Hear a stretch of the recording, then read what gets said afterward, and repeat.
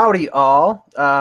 We're back together, or at least, well, Eck will be here in a few minutes. But Russ was getting back from Toronto yesterday. That long, what is it, about an 8-hour drive from Toronto? 8 hours, yeah. Yeah, through the wonderful New York State Thruway, which most of the time in August there's always like tons and tons of construction. No, but here's what I do.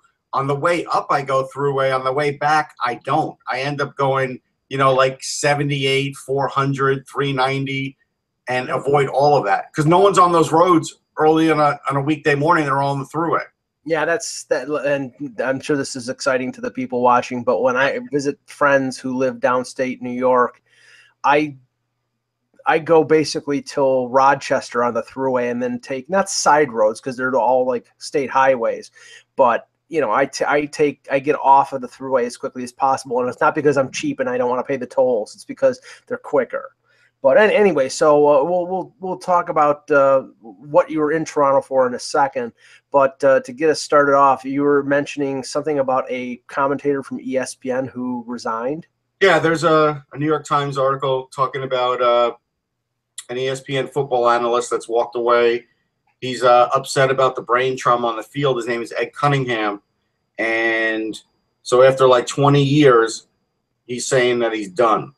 And he was a color analyst for college football games for ABC and ESPN. And he just doesn't like what he's seeing. He doesn't like he has a growing discomfort with the damage being inflicted on the players that he was watching each week. Now, it's an interesting thing to do because, I've often told you, we talk to players and many times they say they don't care.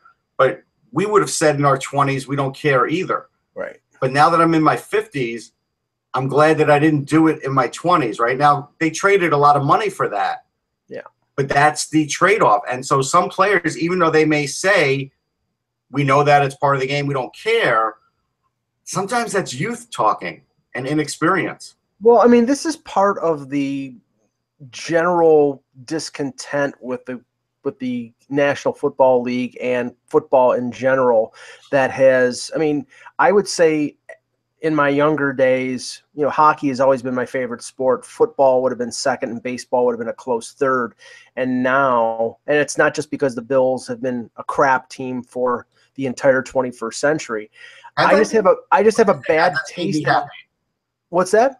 That's made me happy, by the way. I'm sure, just as the Jets being shitty make me happy. Well, we've made it to a couple championship games. Yeah, that's true. That's true. But not for Super Bowl. It won't be for a long time now. Yeah, but my disenchantment with football is the element in the game, the brain trauma, the overexposure.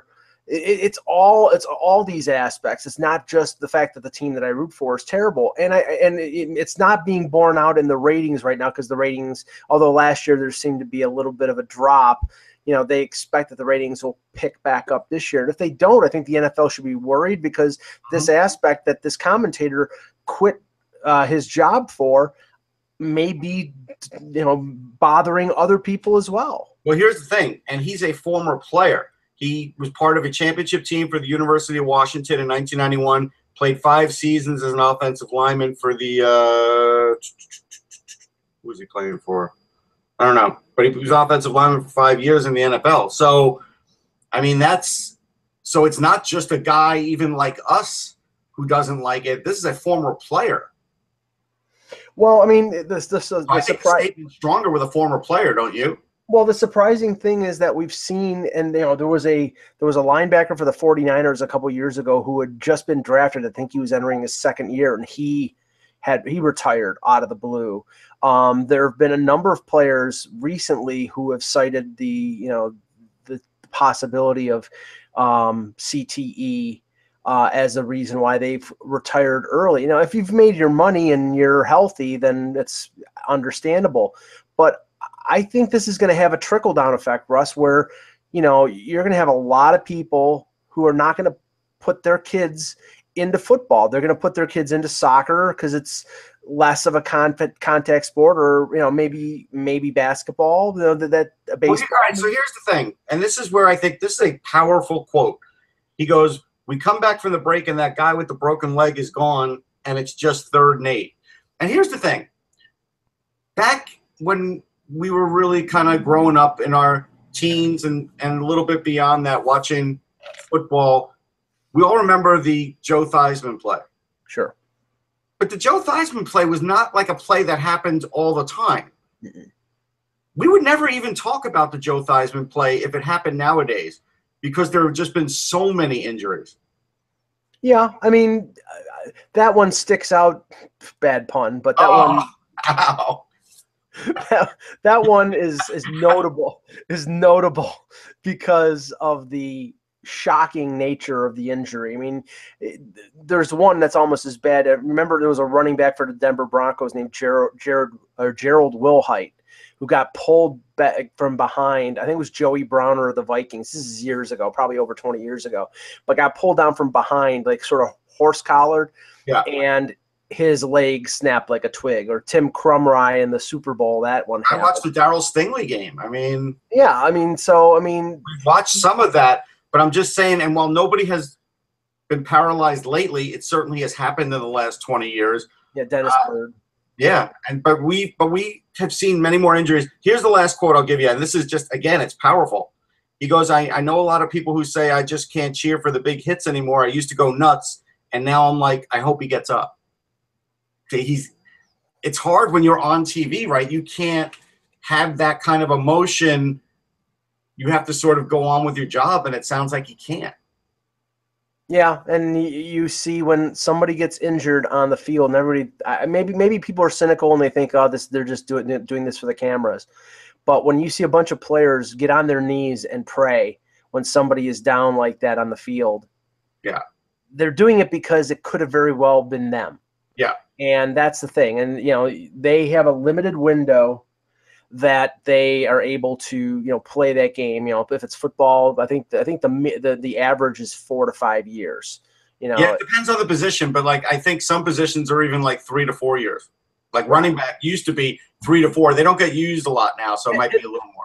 And the thing that's hilarious about that is that sport, the NFL, is the only one that doesn't have guaranteed contracts. So and that's why you wish they did. Yeah, if anything, I think that's the one that should above all others, because their careers are so short and the chances of injury, of catastrophic injury, are so.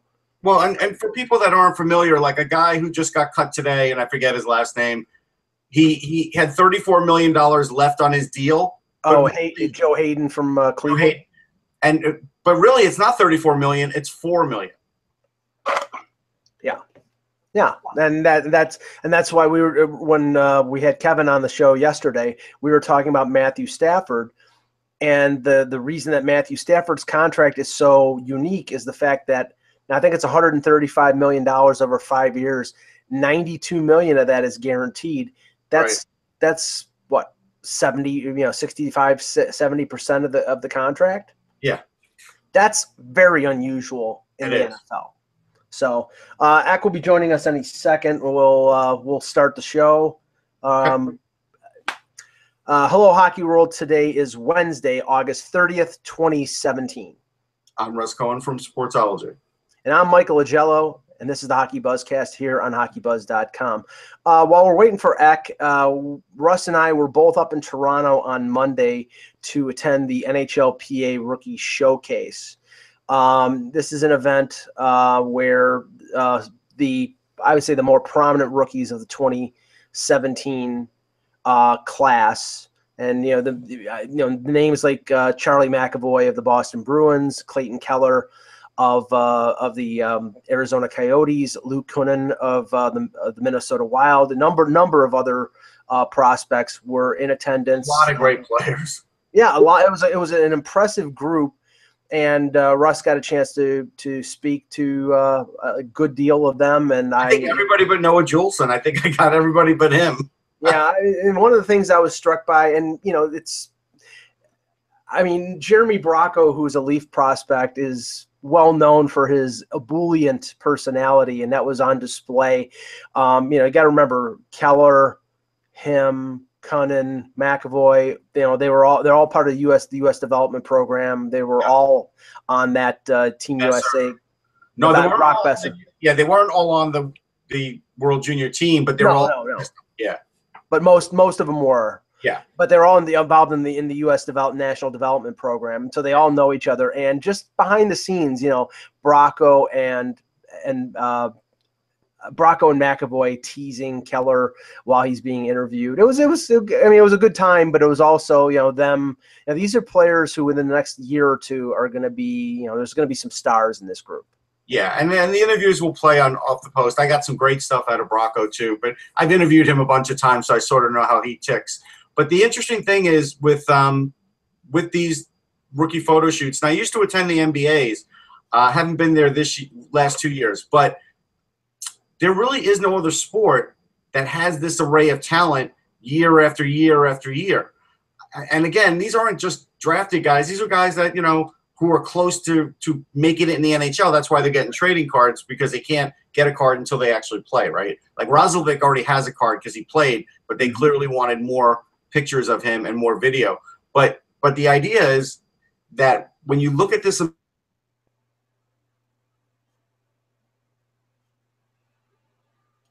bigger name, that's the way it goes, because there's fewer positions, and so maybe 2 of the top 3 in the NBA will get a bigger name, more pub, heck. But like with this kind of group, you're not going to find this kind of group in any other sport, where probably 4 or 5 or 6 or 7 of these players that we talked to will play this year. Mm-hmm. But like you said, in 2 or 3 years, they're all going to be playing pretty much. And the odds are that whoever wins the Calder was at what used to be Maple Leaf Gardens on Monday. I mean, more than likely. Heischer and Patrick weren't, so we'll be fair about that. But there's a good chance. There's a good chance. Yeah, and I mean, we'll be like I said, we'll be talking about it on Off the Post, throughout the season, because you have a bunch of interviews and some videos of those players, but. I was impressed with McAvoy more than anybody, and we're going to talk about the Boston Bruins in a team preview fairly soon. But McAvoy was very complimentary and had a ton of respect for Zdeno Chara, and was talking in the interview was talking about how Chara at 40 years old is probably in the best shape that he's seen anybody, and thinks he could go on for 3 or 4 years. And I mean, maybe it's possible in the age of Jágr, a guy like Chara, if he stays in shape and they taper down his minutes a little bit, maybe he can stick around for a few more years. Maybe. Here's something I want. If Ek could show it off, I'll give you a link to a video. And this is something where Mike didn't wait for this, but if you do, it's kind of fun. This is like an all-star game of shinny. Okay, let me see if I can get that up here. It's only an 11-second clip, but you'll see Parsons make a great save, and he's a Calgary here we go. Prospect. But there's some great players in this game just goofing around. So they just played some shinny. That's fun. Yeah, that's cool. Hold on, here we go. Yeah, and I mean there was a lot of talent on the ice. Russ and I were talking about this before the show. Owen Tippett, who was the first winger drafted in the 2017 draft by the Florida Panthers. He hit the post with a shot that was so loud. Oh, here, let's look at the video. It was ridiculously loud. Yeah, so you'll see Tyler Parsons eventually make a pretty nice save. But these guys are moving at a pretty good clip, even for shinny. Yeah. It's pretty good. Cool. Yeah, cancel that before it goes to another video. I got it. Yeah. But the thing about Tippett is I would pay money just to watch him shoot. Like, there were a lot of great players there, but nobody could shoot like Tippett, in the sense that with the accuracy and the force that he has on his shot, it's really special. I knew that going into the draft, but I think it's even gotten better now. And like Mike said, he hit the post, and it made a noise that you really don't hear, a loud noise the way we heard in every day. You just I'm almost sure it either was a double tap, was it hitting the post and hitting the crossbar, or he hit the junction, but he hit it with a 100-mile-an-hour one-timer because it was noticeable to the point that everybody looked in his direction. And then I have to say though, then the next shot he put into about the 10th row of the stands, but that was he's 18 years old and he's already 200 pounds. Like the Panthers are going to have a hard time sending him back. They should send him back, and he should go back to Mississauga, but they're going to have a hard time doing it when they watch him in camp shooting the puck like this. Well, maybe Brandon Peary makes the team instead of him, Russ. We'll talk about the PTOs. I remember one time I was in San Jose for the San Jose Red Wings, and it was when they were in the playoffs, and Mikhailuk took a shot. At that point, he was on the Sharks. Uh-huh. It was the same kind of thing. It was just like one of those things that just completely baffled you. It seemed like it hit the post so hard, and this was at a full arena, and it was just the loudest thing you'd ever heard. And and that was like an off balance wrist shot too. It was really strange. It was like from the middle, and you just know that how much talent Mikhailuk had. Like just how he always should have gotten more. He should have been a better player in the NHL. Mikhailuk had all the talent in the world. He just always got injured. Yeah. The sound was almost like if you had Big Ben or something like that in a building, and it was like high noon. Like that was the sound. It was that loud. Yeah, it wasn't a clink, like a cymbal. I think I had the sound on my recorder too. Yeah, I think it was a loud clank, like a cowbell. That's how loud it was. Yeah. Now if you hit it just right, and the right shot. So that's pretty interesting. Have you guys gotten into? I guess you guys. So no, we just talked. We just talked about that. That's it. That's cool. That's cool. Sorry for being late today, guys. I've been chasing down there's more stuff going on with Duchesne right now, and I've been trying my best to get to the bottom of it. There's no question in my mind that there's been a sort of a memo put out by the Avalanche that they're willing to start this thing up again. I don't know if it's sometimes actually teams put out physical memos. I've had people say memo, and I said, well, you mean actually like a physical memo? And they're like, well, nah. And people are afraid to even. I don't know if they're afraid to say that or if they're just afraid but teams know now that it's like the price for for Matt Duchesne is falling, and that's what I've been digging on that this morning. That's what it took me so long to get in here today. Well, let's touch on that for a second. If it's falling, then I would have to say that Joe Sakic has really done a pretty bad job here because this is a guy who's got immense talent. He's got 2 years left in his contract at $6 million. He had a bad last quarter of the season, and a lot of teams would probably be willing to write that off because he's such a talented player. If you set a price, then you should get that price unless the price is ridiculous. Now, if the price is coming down a little bit, that's understandable. If he set an unreasonable price and now is coming down below what is acceptable, then I think this is not a team that has a ton of assets. They got to get what they think is a reasonable price for him, and if they don't, then I'm starting to question Joe Sakic even more. Yeah, here's my worry. So, and you're right about the limited amount of assets. Like we've seen what happens to first round picks. Like Joey Hishin was a tremendous prospect for them, but he had post-concussion, and he just never made it as a result. We saw Tyson Jost the other day, and he's really close. Like he might be a year away from the NHL, 2 at most. He is going to be a beast. But again, if he sees Matt Duchesne getting traded, what does that say to him? Like when he's in Matt Duchesne's spot. And that's the trickle-down effect of some of these young players. When you see guys getting traded in their prime, they're going to kind of wonder, hey, when I get into this league, how long am I going to have on this team? Well, this is the spec. I read this. And I can't remember where I read it, but it is plausible. One of the reasons why they've been so hot and bothered to get a defenseman in a deal for Duchesne is because one of the things that they hope to do is trade for a defenseman for Duchesne so they can trade Tyson Barrie. And get rid of Tyson Barrie's contract. Now, if that's the case, then you've traded 2 guys in their mid-20s. Some point. Yeah, right. It's like, okay, when are you going to stop? These are core players: Ryan O'Reilly, Matt Duchene, Tyson Berry. These are guys that hold on to everybody, but you can't trade these high picks because you may not have these high picks pan out in your next couple of drafts. You just don't know. Right. And then if you're going to trade Tyson Berry and your number one defenseman is Eric Johnson, and I can't even think right now who your number two would be after Berry. I mean, then how long will it be before they decide, well, we're going through a full rebuild, we should trade Eric Johnson because Eric Johnson is getting the age now where, he's going to, in a few years, he's going to start on the slope downward. I mean, this is a direction where this organization they're going in that, I mean, it could be the first step of a long-term rebuild. And to my mind, that's not good for that franchise or that city. Yeah, no, it's really not. And I mean, they just seem to be a team like spiraling. We're going to get to them today. Of course, we're going to review them today. And it's a lot of work to do that. And they're spiraling in weird directions all the time. So we'll get back to them for sure. Well, we have to add Butcher to the list too, right? Like we can't let. That's true. We can add it, and that's nice. That may be Patrick Waugh's fault, but that is another guy who has a tremendous amount of upside that they're going to watch playing against him. Sometime soon. No, for sure.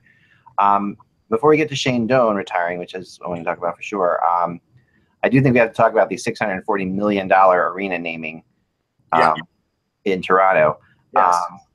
Changing the Air Canada Centre to the Scotiabank Arena, which I thought is where the Ottawa Senators played last I checked. It was Scotiabank Centre. All right, so Scotiabank Centre, Scotiabank Arena. And the Saddle Dome in Calgary is the Scotiabank Saddle Dome. This is the thing, because I wrote a little bit about this yesterday. Yeah, there would have been a bigger problem in Toronto if they were still playing at the building that Russ and I were at on Monday. If they were playing at Maple Leaf Gardens, which is still around, and in the minds of hockey historians is essentially the same thing. It's the hockey equivalent of Fenway Park or Wrigley Field or Yankee Stadium. Great arena. If you would have sold the naming rights to Maple Leaf Gardens for 800 million Canadian, I think there would have been an insurrection. Here, it's a building they played in 18 years. Everybody's associated it with Air Canada Centre. The nickname was the Hangar, or at least some people called it that. I don't think this is that right. I don't think it's that traumatic to change the name. The one thing I wish they would have done, because I think it would have been a nice nod to history, is instead of Scotiabank Arena, it should have been named Scotiabank Gardens, because I didn't do that. That would have been better. Now, I mean, they haven't changed. The change doesn't happen until July of 2018. So maybe that, I guess, maybe they could revisit that. But it would be nice if they did. Like, I always thought the Bruins did a nice job with TD Gardens. At least was a rollover from Boston Gardens, and it kind of kept that going. In fans' minds. I think that's an important sort of like. Didn't change it to Fleet Center. Yeah. And then it's like kind of crazy, Well, no. I mean, right now, the arena in Buffalo has been changed it's on its fourth name in a little under 20 years, because the banks that were named after, all of them have failed or been bought out. So it went from Philadelphia too. Yeah, Marine Midland to HSBC to First Niagara to now to KeyBank. So, I mean, you cannot beat up on MLS&E. They were getting $4 million a year from Air Canada the last 18 years. They've increased that tenfold, almost 40 million Canadian. So, and they're going to probably use a lot of that to do improvements on the building, and honestly to put back into the Raptors and in the Leafs. So, I mean, honestly, there was a really interesting statement I saw on Reddit about this, that instead of the $640 million for US that they spend for this, they could have bought any team in the league except for the Rangers, Habs, Leafs, Hawks, Bruins, Flyers, or Canucks. Like that, based on the recent evaluations in Forbes. Well, but here's the thing. Okay, but you know what? Here's where that sort of thinking fails. When you buy one of those teams, the branding of those teams is not as strong as the branding for the Leafs in Canada. Correct. Yeah, no, that's the truth. And when you buy a team, you're also there's more money that goes into it. Then you buy the team, and then you have to put all this money into it from there. So that's what people aren't thinking about as well. But at the end of the day, this is an enormous amount of money for naming rights, and it does kind of bother me because I did like the name Air Canada Center. Like, there's something about. I mean, I maybe just get used to it or whatever. But the big, the red Air Canada maple leaf was fit with the blue maple leaf. There was a lot of cool things there, and Scotiabank is the Ottawa Senators to me. Like, I know it's also in Calgary, but I've been to the see I think one of the good things, and I don't know because I know that Rick Westhead from TSN, who wrote an article about this yesterday, he said that there were 8 companies that were in the bidding for the naming rights. I don't know whether Bell or Rogers were in the bidding, which would be sort of counterproductive because they split. They have the majority ownership in MLS and E. So I would have thought that they would take themselves out of it because every other building in the NHL has Rogers or Bell as the beginning of it. I mean, except for the Canadian Tire Center in Ottawa or in Canada. Every other one is Bell Center, Rogers Place, Rogers Arena. It's to the point of ridiculousness. Why hasn't Tim Hortons gotten an arena? Like, what's up with them? You can't get $640 million from donuts. You know. Really? I bet you can. No, I mean, I'm sure. Hey, I'm sure they're raking in money on their beaver tails and crawlers, but no, I think there's the capability there, but no, I would like to, and I'm not starting a campaign or anything like that. I just think it would be a nod to history to have that arena named. If you don't start, I'm going to start it because I like it. I like the idea a lot. I think it's really good, and I think Scotiabank Gardens would work. Scotiabank Gardens, that would be cool because, and then keep it. Whatever it is, Air Canada Gardens, it should keep it. Why can't we keep that? Now, here's the thing that I asked somebody about. Hang on, here's the revenue from Tim Hortons in 2016. Revenue from sales, so it's not their net, but the gross was 1.76 billion. I think they can afford it. They're about as big as the NHL itself. That's pretty much. No, the NHL is worth like 30 billion or 40 billion. No, but the revenues yearly is just about 3 billion. So so not quite there. But remember, during the lockout, when the first lockout, it was 2 billion. Mm-hmm. So not too long ago, that was 2 billion.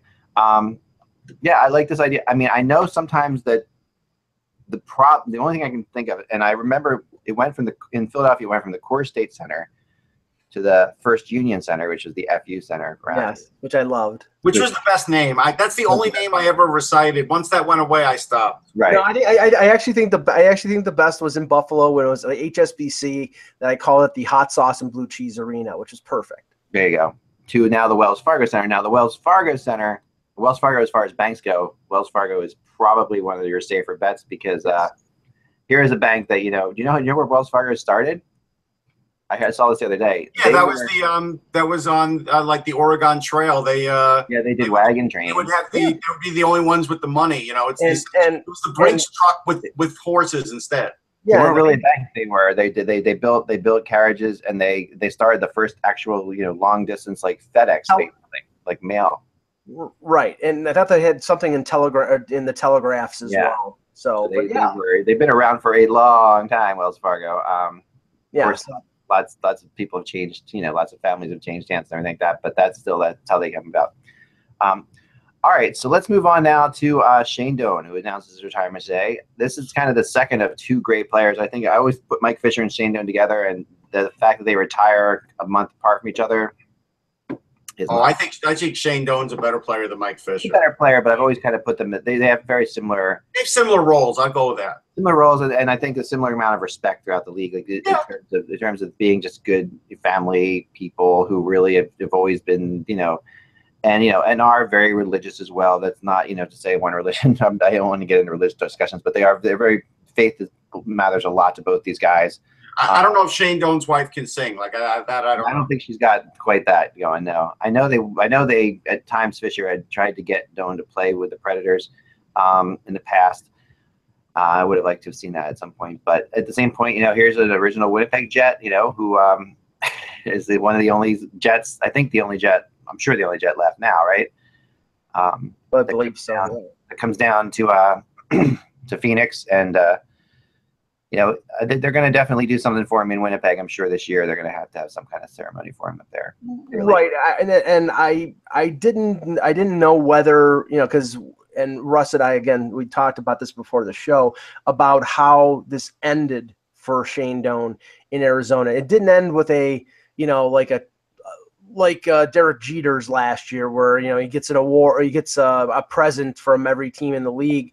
I mean, it's at the end when they traded one of the other players on the team at the deadline to Minnesota. I'm drawing a blank of who it was. It was the big centerman Martin Hansel.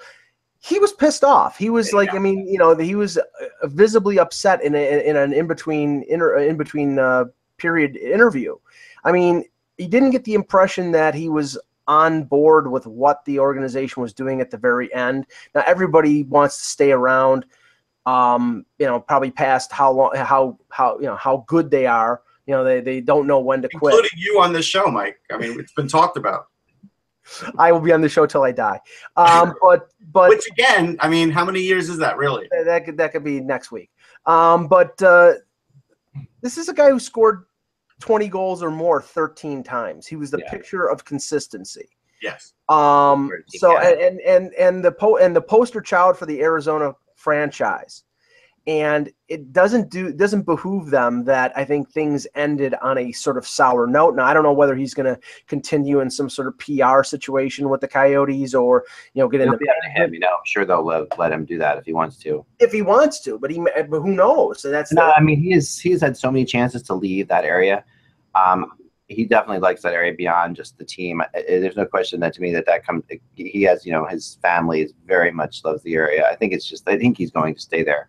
I'll tell you what, this one bothered me a lot because I just felt like, why didn't you just tell him with like 10 games to go in the season, hey, Shane, we're not going to re-sign you. We're going in a different direction, but we are going to celebrate your career. We're going to have a night for you.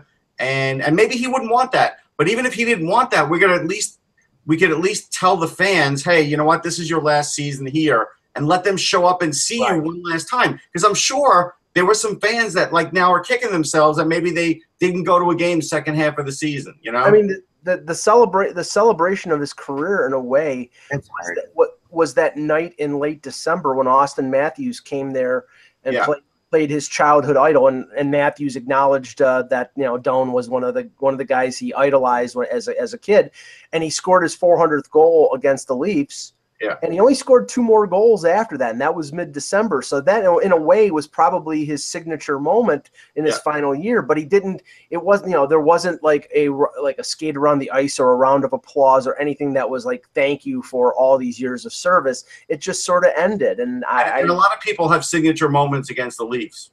Just a notation. A lot, yeah. Man. Well, not last year, but shots today. No, I think that there's 2 points to this. I think first of all, I'm assuming that even if the way Shane Doan is, that if they had even gone to him and asked about that kind of thing, he would have been like no chance. I don't want that. And then they would he would have shut it down right away, and they would have respected that. I really think that that's possible. The way that he is. I think he would have accepted a night on the last day of the season. I think he would have. I don't think he was accepting that his career was over at all, though. I mean, and I think that's why I wonder that, because that really implies that your career is over, Well, I think but I think that's only because he held out hope that they would possibly re-sign him for this year, and then that hope was taken away after the season. Or that somebody else would sign him too. I mean, he definitely tried to find other places, so he was not ready to retire yet in his head. I mean, that's a tough thing mentally to do. He probably was ready to retire as far as his on ice. But he wasn't going to play again for the Coyotes, and I think he would have accepted a game. I do. Well, I'm wondering. Coyotes, can you say that you were not going to? He's a captain. It's hard to do this. I mean, this is not an easy thing to do. It's really not that hard. Hey, everybody, come 10 minutes early for the last game. No, it's hard to celebrate our captain. It's not that hard. No, to broach the subject I'm talking about, like to go to him and say. But that's what I would have done as the GM. I would have been like, look, this is what we want to do as an organization for everything you've done for us and the fans. And I think he would have accepted that humbly. It might have been difficult. It might have been a difficult subject to broach after he had, I think, publicly maybe criticized the organization or shown his discontent with the organization after they traded Hansel. So, I mean, maybe it was just too tender of a situation. Yeah, but you got to push that aside. You got to just. Yeah, I agree. But what I'm interested in. He would have had any of it. He's too much of a competitor. He would have been like, no, you're not gonna. I'm not done yet. You know, that's it could have gone to him, and that very easily could have happened. I mean, we don't know. Of course, you know, we don't know people there, but you know. What I'm interested there, I think something good. You know, there's a different group now, so it's hard to tell. But I think Don Maloney would have handled this maybe a little bit better. Yeah. What I'm interested in though is the aspect of him, you know, maybe not thinking his career is over with, and whether that means he would be open to, or Hockey Canada would be open to having him play internationally for them in the Olympics. I thought about that, and was that addressed at all today by him? I don't know. No, and at least not that I heard of. But I mean, we talked about it on a previous show about guys who have not signed contracts now. You know, he's retired from the NHL, and Jerome McGinley is also 40 years old, and how those players in a non-NHL Olympics would, I would think, at least Ginla would be guaranteed a spot because of his international record, and because he's still, you know, he scored 15 goals last year in the NHL, so he still got something. I think Doan would, you know, I mean, when you're talking about a team that's filled with guys from the Swedish League, Finnish League, KHL, that you could make room for Shane Doan as a leader and as somebody. You know, I think you could. I can't have two 40-year-olds on my team because I do want to have speed. If teams aren't going to be great, they're going to be fast. So I could have one 40-year-old, but I can't have two 40-year-olds. That's the problem. You don't have to both play them at the same in the same. I know, but you don't want to keep Shane Doan on the bench either. He's not going to be happy. That's true. Do we think he's a Hall of Famer? Yeah. No, I mean, he is a Hall of Famer, and he's done so much for Team Canada too, and there's a lot there too. He's a borderline guy. He doesn't have 1,000 points. He doesn't have 500 goals, but he was a mark of consistency. He'll certainly be talked about, but I think if he gets in, it'll take a while. There'll be other guys. The best player in a franchise matter, you know, like that's like something I wonder about. You know, like that's something you look at, like, you know, in the Hall of Fame, like he has been the best player. Is the best player from the California Golden Seals in the Hall of Fame? Ivan Boldarev? No, but you know, he scored. He went around quite as long as the. No, he was around for a while though. He scored. No, he was, but they weren't. Yeah, he scored 402 career goals. It would be in 1,500 games. It would be a tough argument to say Shane Doan gets in, and Alexander McGillney, who had a couple Stanley Cups. I think at least he had one with the Devils, but I thought he had two. It's a tough argument to say he doesn't belong in, and I think he had more goals than Doan did. I don't know how many games. I'll check, but it would be a tough argument to say Doan belongs in and McGillney doesn't. Yeah. I agree with that. Who will be the captain of this team? Nobody. No, you have to make Oliver Ekman-Larsson the captain. I would think that's where you go. That's where you go. Some people have talked about Max Domi. No. You have to give it to OEL. How many players can you name that played in the 1990s that are signed currently to NHL franchises? I will tell you this: that there are 6 of them. Matt Cullen's one. There's 6. Matt Cullen is one. 6 guys that played in the 90s that are currently signed, and there are 3 free agents right out now.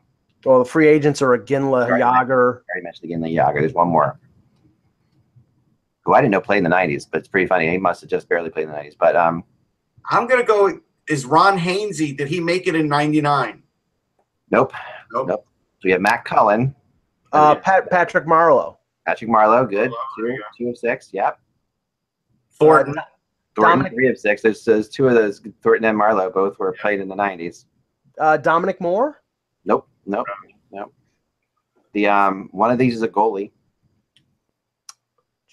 Brian, no. Luongo. There you go. So there's 4 of 6. So you've got you're missing a defenseman. Chara, very good. We just talked about him, right? And a forward who is amazing that has had as long a career as he has had in the NHL. When you think about it, so it's got to be faced with the Blackhawks. Signed with Blackhawks at least. Hossa. Nope. No, because he's not playing this year. But he's still signed. Yeah, no, it's not hosted though. Really something. This is a good one. I will come back to this later in the show. I'm gonna let you guys think about this as we go here. Yeah, I'm drawing. The other free agent who is not signed is Mike Ribeiro, who played in the '90s. And he won't be signed. He probably won't be signed. But this guy is playing. He's not a major. He's never been a big time player. Like when I look at this list, I see Char, Luongo, Thornton, Marlowe, even Cullen. He's like won enough, that you can think of him as. Yeah. This guy has won Stanley Cups, but he actually, I think, played for the Rangers for a while there. Trying to remember. Just say it then. Just say it, please. Michael Roosevelt. Roosevelt did play for the defenseman. He's a defenseman. He's a defenseman. Yeah, I know. I said forward. Sorry. Yeah. But that's okay. Okay. Alexander McGillney. Still active in other leagues, by the way, just in case you're curious. And the rest of the world that played in the '90s NHL are pretty funny. David Ling. Darren Quint. Pavel Skrbek. Michael Handzus. Peter Sikora, the younger Peter Sikora. That's pretty good. So there you go. That's pretty good.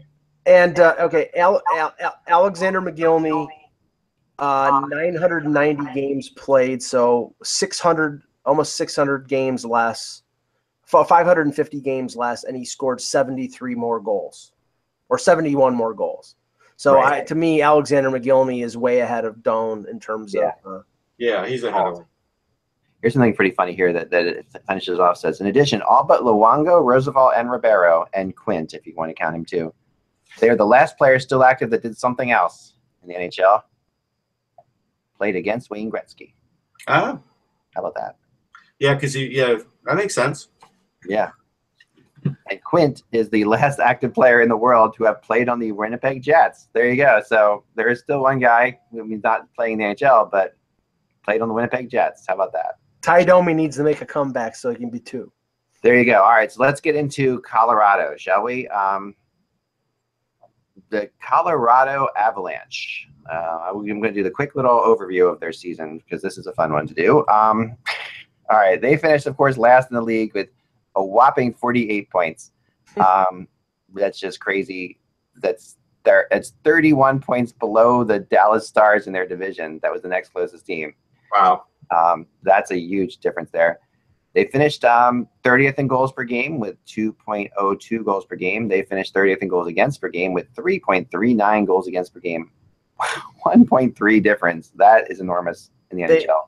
They had one player who scored over 50 points. Nathan, right.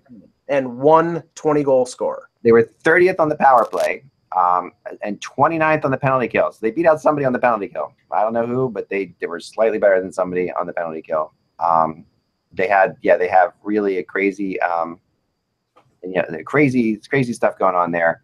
They are going into this year pretty much unchanged, which is, they've added Nail Yakupov. Mm-hmm. They picked up Colin Wilson. So there's 2 forwards that'll probably be, in their top 9 that they've added. Maybe not. And they picked up Jonathan Bernier to be the backup on the Colorado Avalanche, which is like the last train to Clarksville, in my opinion. So, but that's where he is. So Bernier's going there. They also have acquired some other players. They have Jared Cowan on a PTO, right? And they got Matt Nieto from I think he was with Ottawa last year. Yeah. Right. And they have some. They've signed some other players that will never see the light of day. They're AHL signings for the most part.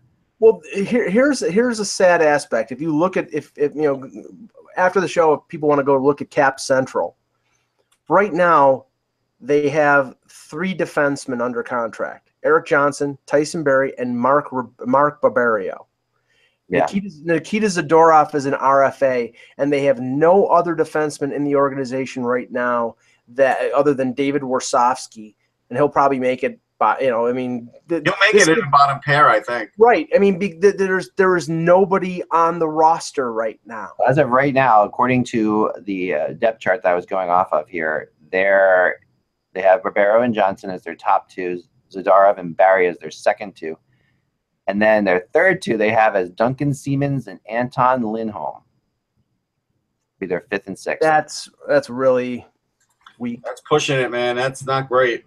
Each of which are, one's an RFA now. So that's Well, Zadorov is an RFA. He's been Zadorov, his representatives said that he was going to sign in the KHL if they didn't sign him by July 31st. Obviously, the KHL season has started, and he's still sitting there.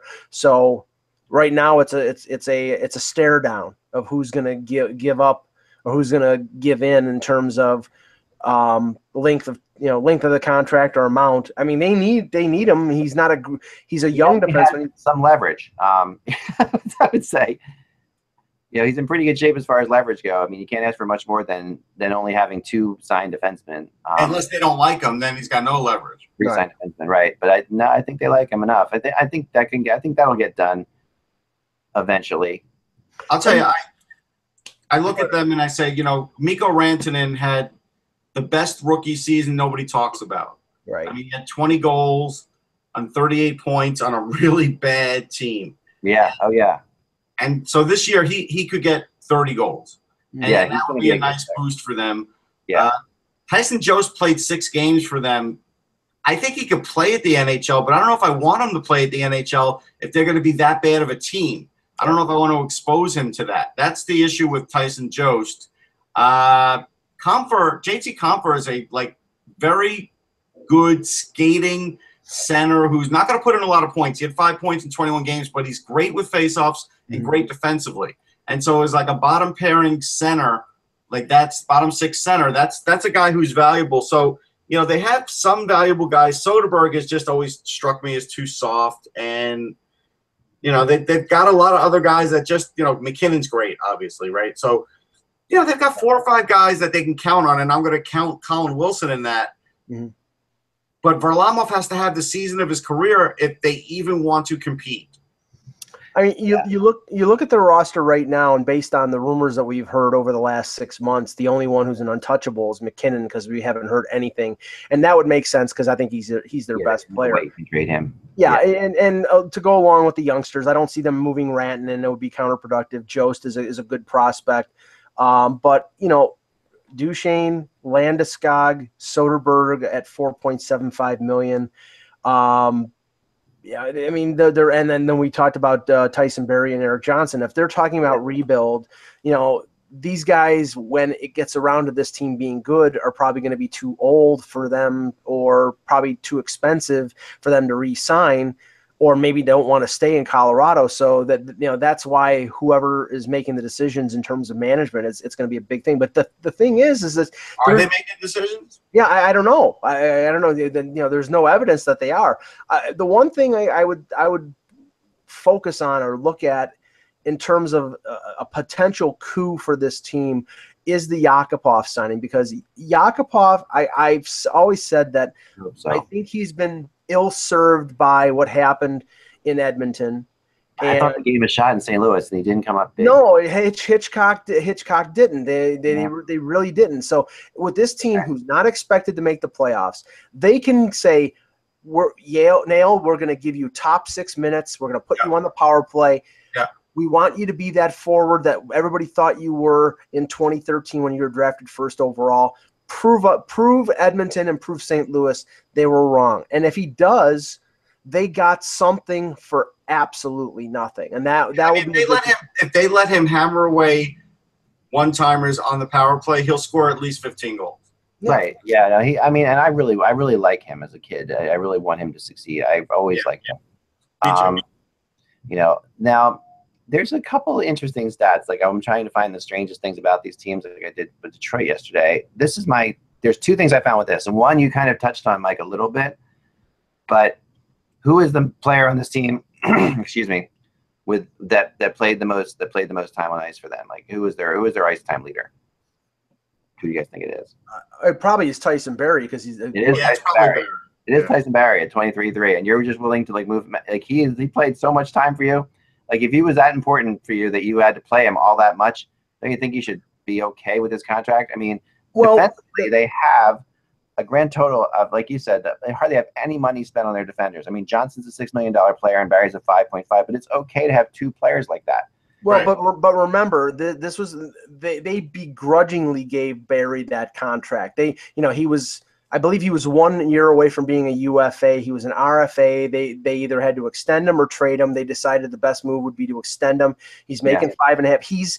He's an offensive defenseman. Defensively, he's always been questionable. He was minus 34 last year, and that's probably because he was put in a lot of situations where it didn't suit his type of game. Like 24 minutes a game, Right. So if he's playing shutdown, he's not a shutdown defender. He's a power play guy. He's probably a second pairing defenseman, and if you're playing him top pairing minutes and matching up against the other team's best offensive players, it's not benefiting him. He might be a better fit with a team that's looking for a puck rusher and looking for somebody with a cost certainty in terms of his contract. Whereas I think this team right now, they should be collecting more defensemen who are younger, like Zadorov, because then they could build with those guys over the next 2 or 3 years. Barry is a luxury that they really, I think can't afford. And I think they'd get a lot for him on the trade market. So maybe this theory about them trading Duchesne for a young defenseman and then flipping Barry maybe for a forward is something that they want to do. I think it's crazy. I think it's crazy. I think it's crazy too, but that's the thing is they haven't done that yet. So let's. No, they haven't done it yet. Now here's something for Russ. Okay, we're going to go through something here that I think is unbelievable. All right, so what round were these? I'm going to go through the forwards on this team, and you're going to tell me what round they were drafted in because I have this down. I wrote this down today. All right. So Landeskog, first round. Right, second overall. Right, McKinnon, First overall. Right, Rantanen. First round. Yeah, 10th overall. Duchesne. Also first, yeah. 3rd overall. Colburn. First. He was a late first, I think. 16th overall, yep. 16. Okay. Colin Wilson. He was first. 7th overall. Yakupov. First overall. Now I've gone through now 8 of their forwards. All right. The Rangers once had that many first rounders, I think, in the lineup too, like 3-4 years ago. Remember when they collected them? Yeah. Blake Como. I want to say he's a 3rd rounder. The 2nd rounder. 47th overall. Carl Soderberg. 3rd rounder. Round also. Second round. 49th overall. And then AJ Greer, who was going to be playing. Greer, I'm going to go 4th round. 2nd rounder, 39th overall. And then Sven Dredgetjo is the other guy that I have. Oh. He's a 3rd rounder. Okay? 3rd rounder. Okay. He's a 3rd rounder. All right. So that, when you consider this team was 30th in offense, is pretty unbelievable. Like that is a really staggering. Like that they would have that. I mean, their defense, But they took on some players that you could say have struggled in development from other teams. So, like, the fact that they're first rounders, like... No, I know, but I'm just saying that these are looking at, like, a common thread here. Eric Johnson. Yeah, he's a first rounder. But he's been a good player. I can't say... No, Zadorov, first rounder. Second. Zadorov's a first rounder, yeah. Right. Rocco Grimaldi was a 2nd rounder. Yeah. Right. Duncan Siemens, first rounder. Gregorenko, who left for the KHL, first rounder. So, I mean, and Varlamov, first rounder. Yeah, they all have to end up somewhere, though. You know what I mean? First rounder. So I mean, but I'm just saying it's incredible the amount of first round draft picks on this team. Yeah, is just staggering. I mean, it really is. I mean, that and a team with 2 first round goalies ever. I mean, that's like another thing. That's like a crazy thing right there in of itself.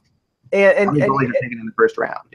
And you have to cut Bednar, their head coach, a bit of slack because with Roy leaving in August, he really didn't have a lot of time to choose a staff, and he was basically step in and take over. And right. I think the team showed that.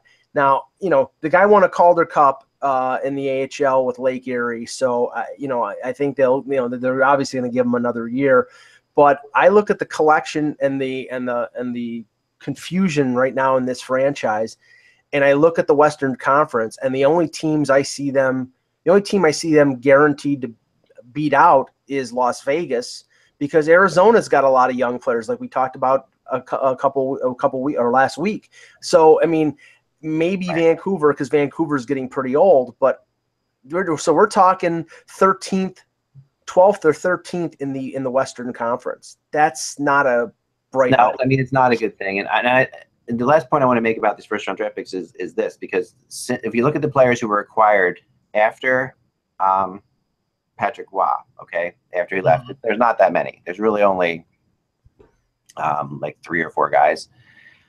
So, and they aren't the first rounders. Well, Colin Wilson is and Jakubov are, but besides that, so you ask yourself something. What I was wondering here is, was Patrick Waugh, who, you know, we know coached in the Q and, you know, loved prospects, and was he sort of obsessed with high round draft picks? Like, is this something that Patrick Waugh No, I don't think so. had anything to do with, that to put all these guys together in the same situation? No. I mean, some of them were drafted by the Avalanche, but not all of them, you know, and that's the, you know, it's a crazy thing. I don't know. I think that, I mean, I always try to figure out what Waugh was thinking when he put his team together and why that team did not work, you know, and I think a lot of it has to do with maybe some players that were at one point in their careers considered such superstars that have not followed that through. Well, but I mean, look at the majority of those first round picks that you just mentioned. Go through them.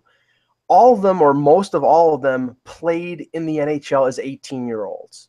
Now, with some of them, like Duchesne and Ryan O'Reilly was a second-round pick, but he played as an 18-year-old that same draft. It didn't affect them. They're good players.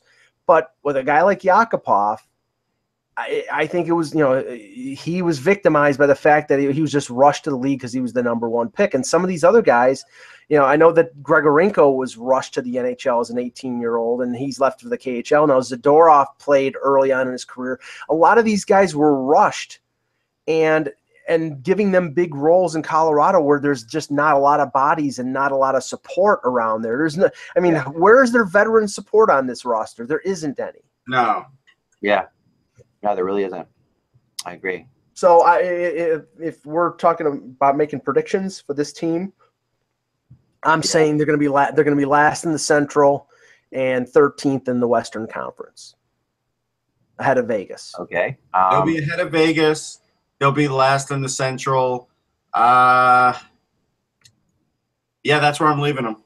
It is hard to imagine them passing anybody in the Central. It really is. I completely agree. I mean, there's, as crazy as things happen sometimes, Chicago, Minnesota, St. Louis, Nashville, Winnipeg, and Dallas. I mean, I think Winnipeg's going to be a lot better this year. I think they're going to be a team to look out for. Dallas has obviously done something to improve. Nashville is what they are. St. Louis, you know, I mean, and the Wild have been really good teams for a long time, and they're still going to be good tems. Mm-hmm. And then there's Blackhawks. I mean, I think you're right. I think they're going to be better than Arizona. I think they're going to be better than Vegas. The only way that they're better than Arizona, Eck, is if Ranta is a bust in Arizona and Varlamov stands on his head like he did a couple years ago. They have so much. They have too much offensive talent, and it depends on what happens with Matt Duchene. Obviously, if Duchene's traded, then I could change that. If Duchene is not traded and somehow comes back and plays well, then you know they've got so much more offensive talent. I mean, Wilson and Yakupov does help their third line. That will help their third line, and they will be better.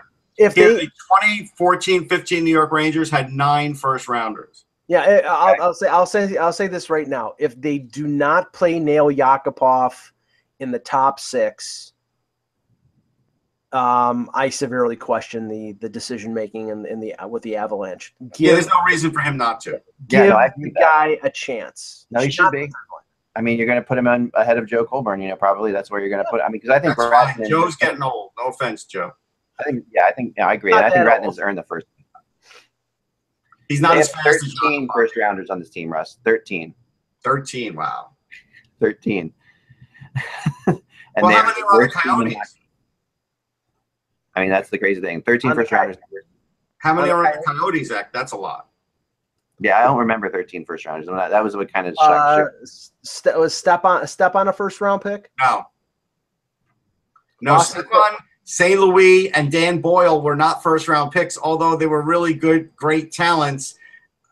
But no, but they had 9. Lawson Krause, Clayton Keller, Max Domi, Dylan Strome. That's what, 5. Ekman Larson, 6, 7 with Luke Shen. Chikrin is 8. I can go through that. Yeah. Yeah. So, and then when I just went through Toronto. 9. Yep. So Toronto has 9. Arizona. Yeah, but Patrick Marleau was one of those. He was a first round pick in the 90s. Right. That's true. Arizona is 1, 2, 3, 4, 5, 8 or 9. 6, 7. I got 7. Okay. So yeah, I mean, you're looking at 13 for a team like that. It's too many. It's too many. It is actually too many. I agree with you, and I think that when you're looking at the same kind of first rounders are thoroughbreds. They're the kind that they're the kind you want to run, and you need some of that grit. That's some muckers. You do. Yeah, you do need the muckers. I mean, that's the idea, right? I mean, it's just kind of ridiculous when you look at it. I mean, they don't have a Claude Lemieux. Right. How many do you think are on the Pittsburgh Penguins? I'm going to just off the top of my head, I'm going to say 6. Crosby, Kessel, Malkin. That's 3. Defensively? Chris Letang. Nope. He wasn't a first-round pick. He wasn't a first? I thought he was a first. Okay. Oli Mata is a first. Yeah. And we have one more. Dumoulin was not our first. No. That would be Ian Cole. Ian Cole, yeah. So the crazy thing is, the Penguins have 3 guys that weren't drafted on their roster. So yeah, but that's this roster. So that means last year they did have about 6 with Fleury. Right. Yeah. That's Fleury. But right now, where they are right now, with Fleury, they have 6. So, I mean, that's the top team in the NHL. 5 first rounders, 6 first rounders. That's why I think this is kind of a little bit crazy. But they've also been the top team for a couple of years, so they have. That affects it too. And they've got it, and their first rounders are dead out. Their 3 forwards are superstars. I mean, Daniel Sprong has yet to really make a dent in their lineup. He did temporarily for a while, so when he does, that's another first rounder. Right. And most of these were drafted by Colorado too. That's the other thing that is kind of and makes you. A lot of them were. I mean, with the exception of Wilson and Yakupov, pretty much all of them were Johnson, right? Besides that, so you have 11 you have 10 that were drafted by Colorado. So that's 10 years of first round. Think about it. Or they could have had more than one first round in a couple of years, but that's just, they did. But that's the. So this is them putting a lot of faith into their scouting systems, and if you're coming into this team and you're the new GM of this team, do you look at that at all? I mean, do you say we're doing something wrong here? I mean, they know that there's problems. I mean, you don't have to point that out. I'm still dumbfounded how Letang went in the 3rd round. Yeah, isn't that crazy? He's 69th overall. I mean, the same draft as Crosby. How do you go in the 3rd round? Yeah. Every year, something like that happens, and it is nuts. I mean, it really is crazy. So they don't have a lot, so Colorado, I actually think that they could finish better than Vegas, Arizona, and Vancouver. I'm going to throw that out there. I think they could finish better than all 3 of those teams, but not finish better than anybody in their division. But I think that Adam McQuaid went ahead of Letang, just so you know. Isn't that crazy? It's just nuts. I mean, so you have these draft picks, and it's kind of fascinating. So anyway, this will be a blog in the future for me because I'm really kind of liking this to see how this plays out. Not that and I think what it shows, because I know, and Russ, you're the first to admit this, even though you're a prospect draft guy, you're the first to admit that your team comes from all over the draft, and that's the big thing. And and I think there is something to be said about players that play, and especially players who are a first round draft pick has a certain life before they get to the NHL. Think about it. Like a guy who goes, they have a certain way of existing. They are always followed. They're always the best players. They are always praised. They have a lot of success. Their teams win championships. Their teams win. All these things go into a first round draft pick in the NHL. And then when you put them on a team that was so terrible as Colorado, that does affect them. I mean, that is something that they are not used to, and that's something they've got to deal with. And that's why I think that Colorado didn't just get a little bit worse. I felt like they snowballed worse because, and partially it could be blamed for this kind of mental aspect of things. I think that, if they're going to either, a first rounder thinks they're a great player. If they're not a great player, they don't accept being a good player, and then they fall down to being a bad player. And that's sort of, we've seen that happen before. So, Hey, Mike, do you remember what the Leafs did in the 2005 draft? 2005. That was the Crosby draft, correct? Yeah. That was not Yuri Tulusty, was it? No. I I know they had a first round pick. They did. They had a first round, a third round, a fifth and sixth, and 2 seventh. And actually, the seventh round, one of the seventh round picks turned out to be a gem many years later. And the first round was a heck of a pick. Okay. So what? Oh, Tuukka Rask. Tuukka Rask. Yep. Rask kicked a field goal yesterday at Gillette Stadium. Oh, he did? Yeah, it's pretty funny. There's a video of that somewhere on the line if you want to look it up. Tuukka Rask kicking field goals. And Anton Stroman was a seventh, and it took him a while, but he's a heck of a defenseman now. That was a bad draft for the Leafs, though, after the fact, after they traded him. They didn't end up with much. Thanks, Russ. Thanks for the Leafs update. That's a good memory. Good memory. I like to bring Mike back to reality.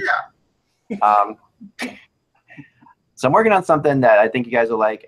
It's going to be coming out. This whole thing, I explained it to Mike yesterday a little bit, Russ. You weren't here for that, but a couple days ago I did one of your favorite things, a lot of math. And I've come up with my latest mathematical thing. It's something I've done every year myself, and which is come up with what teams are paying too much for what areas, like how much a first line player should get, how much a second line player should get, basically slotting it out.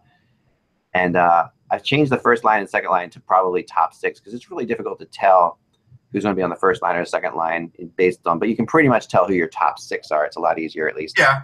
There's still some debatable things, but I'm trying to save myself a little bit of angst there from all the people out there. But so what I'm doing now is I'm finding out exactly how much a goal is worth. Okay, so this is kind of, and this is a little preview of my blog later today. I think this is incredible, and I want to see what you think of this. There were 6,704 goals in 2016-17. Okay. 6,000 goals, 6,704 goals. The NHL paid out $2.1 billion in salary. Okay, so that comes out to $317,000, $317,725 per goal. So let's say $318,000 per goal. Is that American or Canadian? That would be American because it's always American. Okay. Everything's American, right? So that's like a magic number, so to speak. So basically, when you look at every time a team scored last year, on average, they paid $317,000 for that goal. Okay, which is pretty crazy. So when you go through some of these things, I'm going through this as far as what teams got value for what they paid.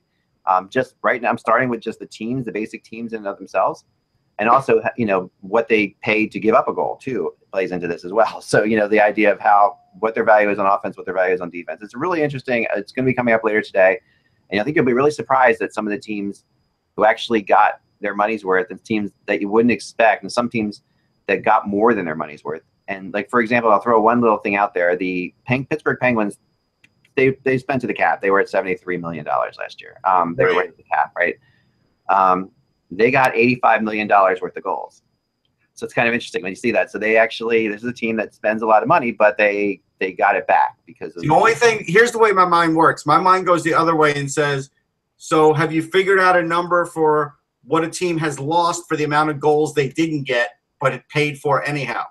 Because essentially they paid the salary, but they didn't get the goals. Right. That is what. So, like, for example, if a team, and that's exactly it. So let's say a team paid $73 million, but only scored 200 goals or whatever, that comes out to roughly $60 million. That they paid $15 million more than they got. Right. So that they lost. So this is what I'm doing with, and it's kind of interesting to go through. I'm going through everything, and so I'm doing the goals for and the goals against, it's after I do that, I'm going to go through the players, and like I had slotted them out before. So it's taking a long time. It's a lot of work, but it's fun and it's interesting. And I think my whole goal at the end of this has been something that we've talked about for years on the show, and that is I want to determine what a point is worth for a player in the NHL. Well, the one thing though is I'll use Toronto as an example. If you take into consideration the salary of the players who were active. No, I know, but let me just finish the point. They had so many rookies who were on entry-level deals that they, in terms of their average amount of dollars per goal, probably were at the top of the league. But the problem was they were burying, at least from my loose memory right now, $13 or $14 million in salary of guys who didn't even play a minute. Right. in the NHL. So that drags them down. Right. And I've debated how to handle that, like, because on one hand, you are actually paying that money. For Toronto, you can pay it, it doesn't matter. Right. On the other hand, those players aren't actually playing. So I think what I'm going to be doing is going to be taking that money off and seeing what they get, which will definitely help increase. But the tough part of taking that money off is a team could have then gone out and spent more money technically. So I'm trying to figure out, are they getting what they're paying for, and that's the tricky part of it. I think I might have to do it both ways and sort of get an idea, but which isn't hard to do. But because there are teams that the money you spent on the injury reserve, that kind of thing comes off. There's stuff like that Right. that you can do, and it's really easy to figure out. But I think that at the end of the day, I want to figure out so that when we're looking at a player in the future, and this changes every year, of course, and I'm going to do more than 1 year. I'm just based those numbers I gave, Mike, is 6,704 goals last year and $2.1 billion in salary. That's just last year. I am curious about years before that and how this is changing on how much money is being spent. Right. But I think, and of course, it is way different when you consider the fact that you have that you're not just paying a player for scoring. So what I'm doing here is I'm really just breaking it down to the basics of simple. But now, if you go from one season to the next, you have to sort of point out what the NHL inflation was in salaries too. Right. I have to do the salaries, and that's what I did. I added all the salaries from last year, and I'll add all the salaries the year before. So I was going back and forth to Kevin Allen today on the depth chart and how to figure out the top 6 players. And many of these sites have depth charts, but they're changing all the time. They're changing all the time, and then could you just go off the top 6 scorers? And I decided, Kevin and I talked about it for a long time. We decided what we're going to do, and I just bring this up to people who were on the podcast I had Monday, where I talked to you guys blankly for an hour. I talked about this a lot, and I got a lot of good responses about it. So what I've decided to do is take the top 6 time on ice forwards as the top 6 forwards. And that's what I'm going to do. So Kevin came up with that idea. I think it's a really smart idea because just the top 6 scoring forwards, I think will balance it out too much, where the top 6 time on ice players, that'll help a little bit more, I think. So we'll see. But it's going to be fun to do. I like doing this kind of stuff, and it's it's the last week of August, so we have to come up with fun things to talk about. And eventually I only do things that'll help me with rumors, and this will help me steer me in directions, because you can really tell when you see a team's paying too much for their third line, or say like they're paying way too little for their defensive core. You start to see which direction they have to look, and that gives me a little bit of insight as to where to call. Otherwise, my head hurts now, but it's interesting. It is. Thanks. I appreciate it. I knew it would hurt your head, so I wanted to wait till you were here to describe it. That's all the time we have for today. We'll be back in tomorrow. I'm telling you guys this just by the way. I won't be able to do the show on Friday, but I've got Ty for Friday, so we can do Boston on Friday. Then we won't miss you. But I will be here tomorrow for sure. And the one team I don't want to do yet is Columbus, because I've got somebody for Columbus next week. But remember, without the buzz, it is just hockey. So we will see who we do tomorrow. I guess who we do tomorrow, we can pick it out now, right? Buffalo. We do Buffalo tomorrow? Yeah, Buffalo. Let's do Buffalo tomorrow. I like that. All right, so we're gonna do Buffalo Sabres tomorrow. We know a lot of Sabres fans out there. So No. Buffalo, depending on if we can find somebody else to do Buffalo, I'm not sure, but the Buffalo or Chicago, let's say one of those two. Okay. Remember, without the buzz, it's just hockey. We will talk to you soon.